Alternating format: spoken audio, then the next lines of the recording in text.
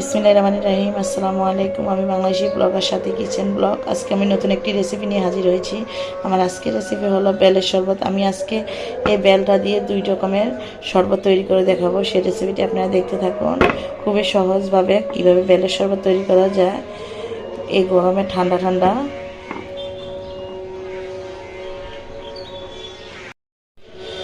গরমে আপনারা ঠান্ডা ঠান্ডা বেলের শরবত কিভাবে খাবেন, বেলের শরবতটা একদম সহজভাবে আমি তৈরি করে আপনাদের দেখাবো। তো দেখতে থাকুন আপনারা রেসিপিটি। বেলটা কিন্তু আপনারা যে কোনো কিছু দিয়ে ফাটাতে পারবেন। যদি হাতে কাছে কিছু না থাকে তখন আপনারা আমার মতন বেলুনটা কাজে লাগাবেন। তো আমি বেলুন দিয়ে এটা ফাটাবো।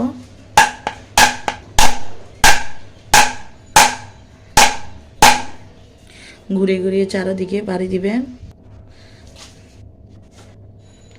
চারোদিকে বাড়ি দেওয়ার পর এটা ফেটে গেছে, এই যে দেখুন।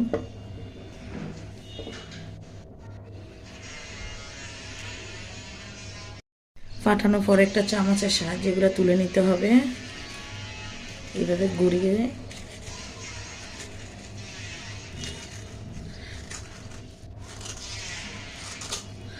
এই যে দেখুন একদম পরিষ্কার হয়ে গেছে।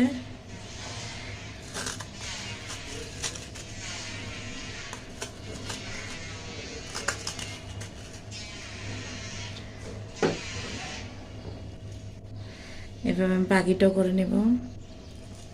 এই যে চারদিক থেকে ঘুরে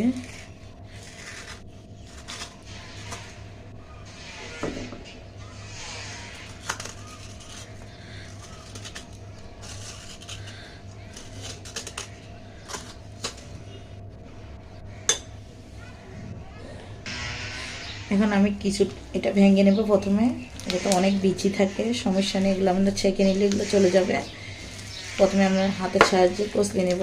ভালোভাবে প্রথমে হাতটা ধুতে হবে, যেহেতু হাত দিয়ে কাজটা করতে হবে।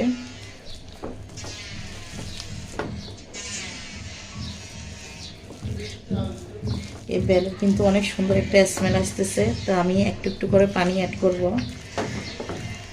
পানি অ্যাড করব আর কষলাবো,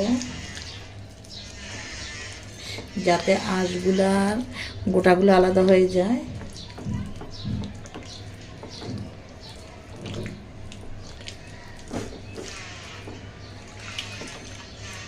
এটা কিন্তু পানিটা কিন্তু খাবার পানি নিতে হবে, ফিল্টারে পানি।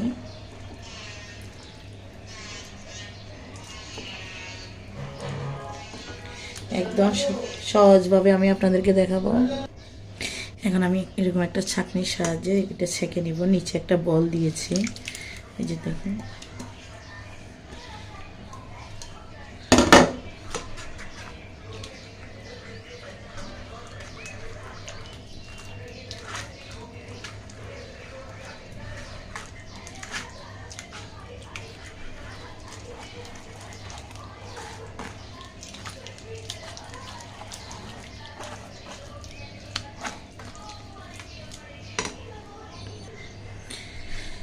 এই যে দেখুন আমার ভালোভাবে কষলানো হয়ে গেছে। দেখুন উপরে গোটাটা আর খোসাগুলো রয়ে গেছে।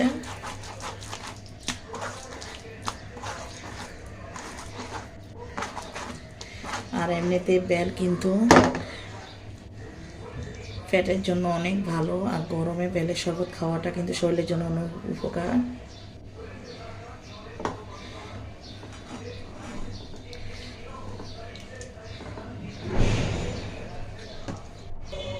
প্রথম আমি যে রেসিপিটি দেখাবো সেই রেসিপিটির জন্য আমার দরকার হবে বরফ। প্রথমে আমি দেব বরফ, 4টা বরফ দিলাম।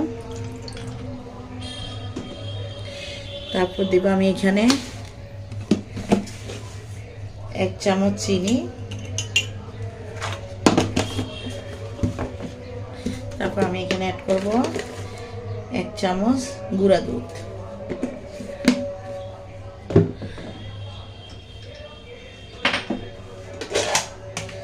তারপর আমি অ্যাড করব এখানে দই, মিষ্টি দই 2 চামচ।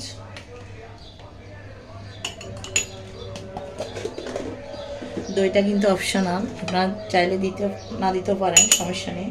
আর এখানে আমি দিচ্ছি কিছুটা বেল।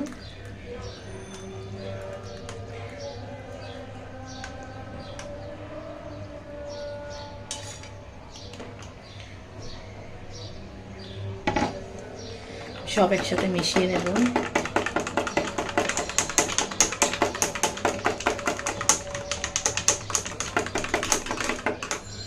সুন্দরভাবে নাড়াচাড়া করে দিলাম। দেখুন কতটা সুন্দর হয়েছে। এটা যতটা সুন্দর হয়েছে খেতে কিন্তু এর চাইতে মজা। আর দ্বিতীয়ত যে বেলের শরবতটা করব ওইটা কিন্তু আমরা সকলে পারি। ওইটার জন্য আমি দিচ্ছি বড় কুচি।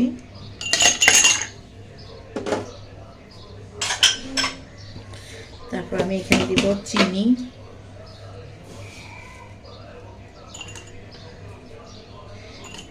দিব 1 টেবিল চামচ।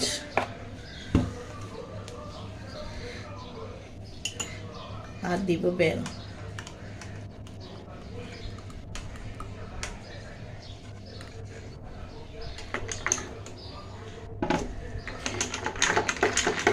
সবকিছু নাড়াচাড়া করে মিশিয়ে নেব। তৈরি হয়ে গেছে ঠান্ডা ঠান্ডা দুইটা বেলের শরবতের রেসিপি। আপনার বাসায় অবশ্যই এভাবে ট্রাই করবেন, দেখবেন এই রমজানে পরাণ জোড়ানো একটা রেসিপি আপনাদের সাথে শেয়ার করলাম। তো আপনার বাসায় অবশ্যই ট্রাই করবেন। তো ভালো থাকবেন, সুস্থ থাকবেন। আল্লাহ হাফেজ।